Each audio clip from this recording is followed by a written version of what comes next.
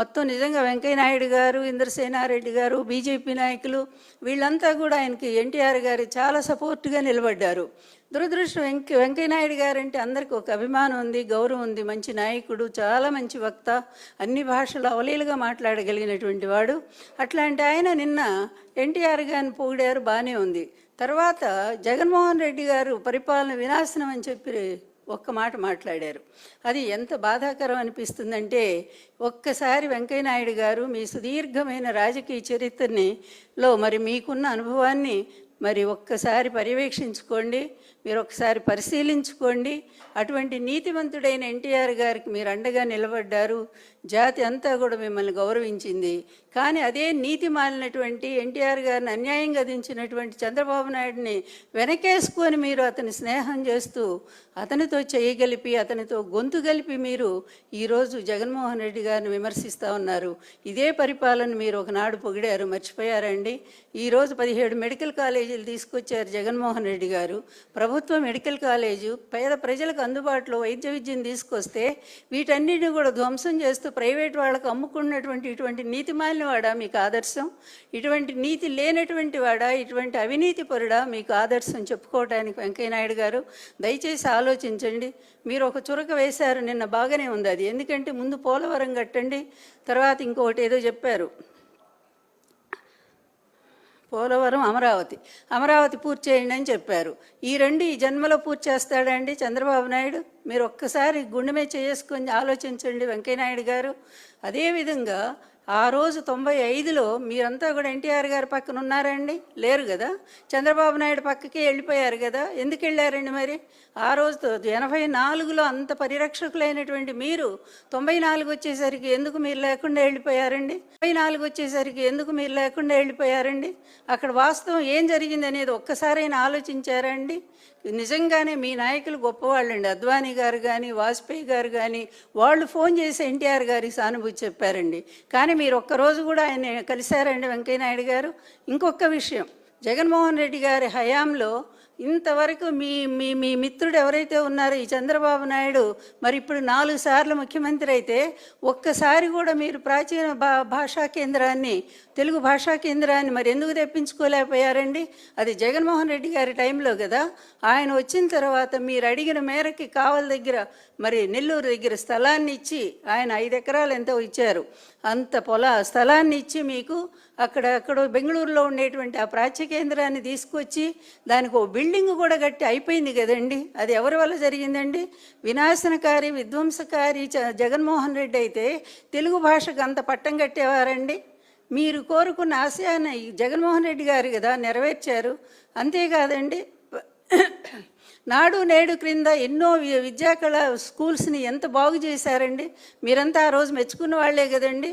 ఒకవైపు పరిపాలన, ఒకవైపు సంక్షేమం, మరొక వైపు అభివృద్ధి. కొన్ని వేల కోట్లు, లక్షల కోట్ల పెట్టుబడులు సాధించింది ఎవరండి? జగన్మోహన్ రెడ్డి గారే కదా. అదేవిధంగా ప్రాజెక్టులు ఎవరండి తీసుకొచ్చింది? జగన్మోహన్ రెడ్డి గారే కదా. మరి ఇన్ని రకాల ఇటు ప్రజల్ని చూసుకుంటూ మరొకవైపు రాష్ట్రాన్ని ముందుకు నడిపిస్తూ వేగంగా తీసుకుపోతుంటే ఈరోజు ఎంత దౌర్భాగ్య పరిపాలన ఉందండి. ఈరోజు ప్రతి వర్గం కూడా తిరగబడేటువంటి స్థాయి. రైతుల పరిస్థితి ఒక్కసారి చూడండి, కన్నీళ్లు పెట్టుకుని ఏడుస్తూ ఉన్నారు. మీ ప్రాంతంలోనే కదా. ఉల్లి రైతులేంటి, టమాటో రైతులేంటి, అదేవిధంగా మొన్నటిదాకా మిర్చి రైతులేంటి, అలాగే ఇన్ని రకాలుగా ప్రతి రైతు కూడా రోడ్డు మీదకి వచ్చి ఏడుస్తూ ఉన్నారే. ఇటు రైతు భరోసా కేంద్రాలన్నింటినీ కూడా మూతేసేసి వాటన్నిటికి కూడా దళారు చేతుల్లో పెట్టినటువంటి చంద్రబాబు నాయుడు మీకు ఆదర్శ నాయకుడు ఎలా అయ్యాడో చెప్పండి వెంకయ్యనాయుడు గారు. ఎందుకంటే మీరు ఆలోచిస్తారు కనుకనే మిమ్మల్ని అడుగుతున్నాం ఈ ప్రశ్నలన్నీ కూడా. విధ్వంస పాలన అయింది కాదండి. ఇదిగో ఈ చంద్రబాబు నాయుడే విధ్వంసకర పరిపాలన. మామను వెన్నుపోటు పొడిచి ఆయన పదవిలోంచి దించేసి చివరికి ఆయన ప్రాణాలు కూడా తీసినటువంటి వ్యక్తి ఆ రోజు నుంచి ఈ రోజు వరకు రైతులు ఉసురు పోసుకుంటూ బతుకుతున్నాడండి. అవినీతిలో 6 లక్షల కోట్లకు ఎగబాకిన వాడు ఇతను ఆదర్శ పరిపాలకుడు ఎలా అవుతాడండి? అందుకనే వాస్తవ చరిత్ర జనార్దన్ గారు, మీరు నిజమైనటువంటి అభిమానే మాకు తెలుసు.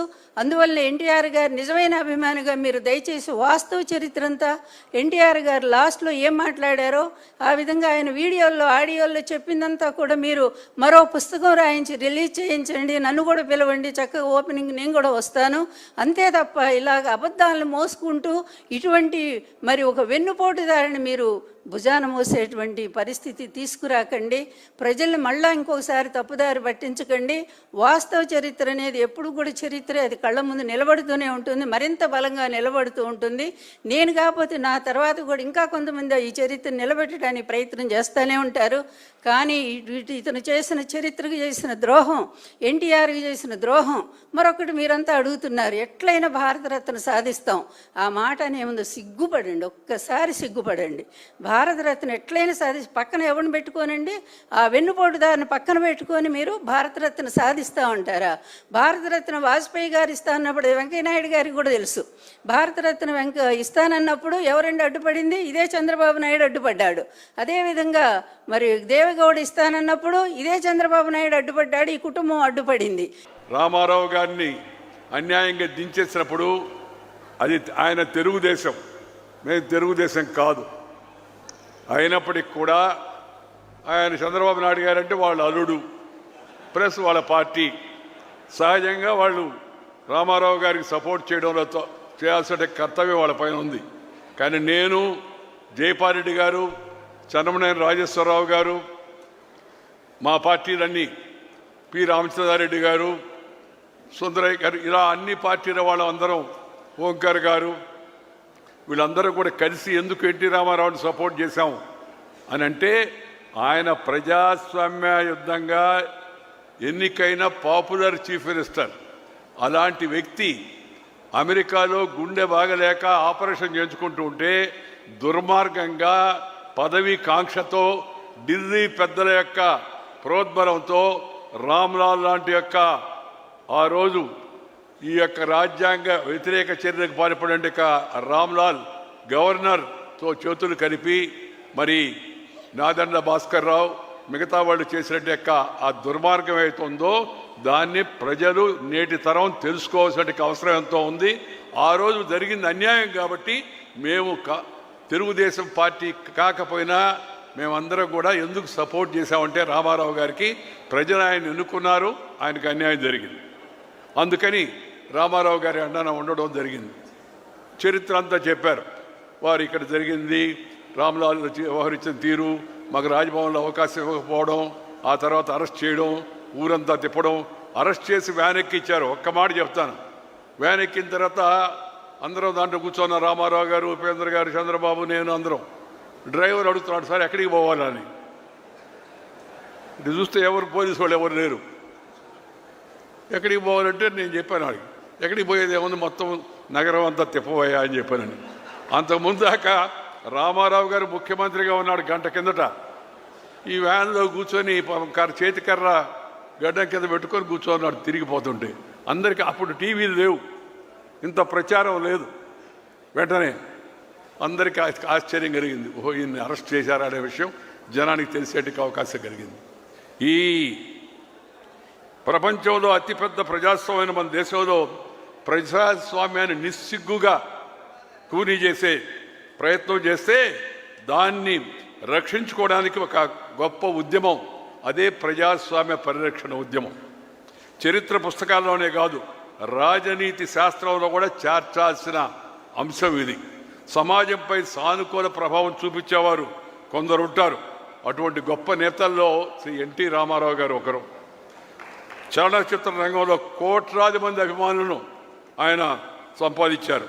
ఒకవైపు పురాణ పాత్రల ద్వారా, అలాగే సమాజంలో ఆధ్యాత్మిక భావాలను పెంచుతూ, మరొక వైపు సాంఘిక చిత్రాల ద్వారా సమాజంలో ఉన్న జాడ్యాలపై ప్రజలను వివేకవంతులను చేశాడు. ఆయన రాజకీయాల్లో ఆయన కోట్ల మంది గుండెల్లో నిలిచిపోయారు. ఆయన రాజకీయ ప్రవేశం ఎందరో జీవితాలని మంచి మార్పు తీసుకొచ్చింది, నాణ్యమైన జీవితాన్ని చూపించింది. ఆయన నటుడు, ఆ నటుడు యొక్క మిగతా వివిధ పార్శ్వాలు అవన్నీ నేను ఇప్పుడు ఇంతకుముందు ఒకసారి మనం మాట్లాడున్నాం, మళ్ళా దాని గురించి చెప్పను. కానీ ఆయన రాజకీయ రంగ ప్రవేశం చేసిన కాలం ప్రత్యేకమైంది. దేశంలో, రాష్ట్రంలో కాంగ్రెస్ నిరంకుశత్వంగా పరిపాలన సాగిస్తూ ఉంది. ఆ సమయంలో ఎలాంటి రాజకీయ అనుభవం లేని రామారావు గారు తెలుగు ప్రజల కోసం రాజకీయాల్లోకి వచ్చి ముఖ్యమంత్రి కావడం అవుతుందో అది చరిత్రాత్మకంగా ఘట్టం అని చెప్పి మీ అందరికీ మనం చేస్తున్నాను. ఆయన పాలన అనేక మార్పులు తీసుకొచ్చాడు. అవన్నీ కూడా నేను పెద్ద వివరంగా చెప్పదలుచుకోలేదు. సంస్కరణలు తీసుకొచ్చాడు. అప్పుడే ₹2 కిలో బియ్యం పెట్టాడు. ఇప్పుడు మోడీ గారు కూడా దాన్ని ఇవాళ కొనసాగిస్తున్నారు. మహిళలకు ఆస్తిలో సమాన హక్కు ఇచ్చాడు. ఇది సమాజానికి చాలా అవసరం. దేశం అంతా కూడా దాన్ని చక్కగా అమలు చేయాల్సిన అవసరంతో ఉంది. మండల వ్యవస్థ పరిపాలన వికేంద్రీకరణ చేసి, అంతా కేంద్రం కాకుండా వికేంద్రీకరణ చేసి, సబ్ రిజిస్టర్ ఆఫీస్ కానించి తాలూకా ఆఫీస్ కానించి మండల వ్యవస్థ ద్వారా తీసుకొచ్చి వికేంద్రీకరణ పలికారు. అలాగే వెనుకబడిన వర్గాలకు అందరూ మాట్లాడేవాళ్ళే కానీ చేసి చూపించిన మొట్టమొదటి వ్యక్తి ఎన్టీ రామారావు గారు. వెనుకబడిన వర్గాలకు జిల్లా పరిషత్ చైర్మన్లు కూడా వచ్చేటికి అవకాశం రామారావు గారి వల్ల లభించింది. ఆయన ఈ జరిగిన అలాంటి మంచి వ్యక్తికి జరిగినట్టు యొక్క ఈ అన్యాయాన్ని తిరిగి మళ్ళా న్యాయం జరిగేట్టుగా చూడడంలో ప్రజల పాత్ర చాలా ముఖ్యమైనది. అశేషమైన ప్రజలు ఒకవైపు రామారావు గారి మీద అభిమానం అయితే, మరొక వైపు ప్రజాస్వామ్యాన్ని పరిరక్షించుకోవాలనే ఉద్దేశంతో లక్షల మంది వీధుల్లోకి వచ్చారు. ఆయన ఇక్కడి నుంచి మొదలుపెట్టి విజయవాడ నుంచి మొదలుపెట్టి అనంతపురం దాకా పర్యటన చేస్తే మేమందరం ఆయనతో ఉన్నాం. అప్పుడు ఎక్కడికి వెళ్ళినా జనం అసలు ఆకాశం ఈనిందా అన్నట్టుగా అలా జనం అంతా వచ్చారు. ఆయన జరిగిన అన్యాయానికి వ్యతిరేకంగా అందరూ నినదించారు. అందరూ ఆయన వెనక నిలబడ్డారు. ఆ తర్వాత ఇందాక విషయాలు చెప్పారు కదా మీకు, ఢిల్లీ తీసుకెళ్ళడం, ఎమ్మెల్యేలని కర్ణాటకలో క్యాంప్ పెట్టడం, తిరిగి మళ్ళా వచ్చి మెజార్టీ చూపించడం. మెజార్టీ చూపించేటప్పుడు కూడా దుర్మార్గం చూపించారు. అసెంబ్లీ సరిగ్గా జరగనివ్వలేదు, గొడవ చేశారు. నా ముందు కూర్చో ఒక ఆమె గాజులు పగలగొట్టుకుంది నన్ను రెచ్చగొట్టాలని. మేము ముందు రోజే మీటింగ్ పెట్టి అన్నగారు చెప్పారు అందరికీ, రేపు గొడవ జరుగుతుంది, ఎవరు మాట్లాడకూడదు, దయచేసి వెంకయ్యనాయుడు గారు జైపాల్ రెడ్డి గారు ఉంటారు, వాళ్ళు ఎవరు ఉంటే అవసరమైతే మాట్లాడతారని. ఒక ఆమె నా ముందుకు వచ్చి గాజులు పగలగొట్టుకొని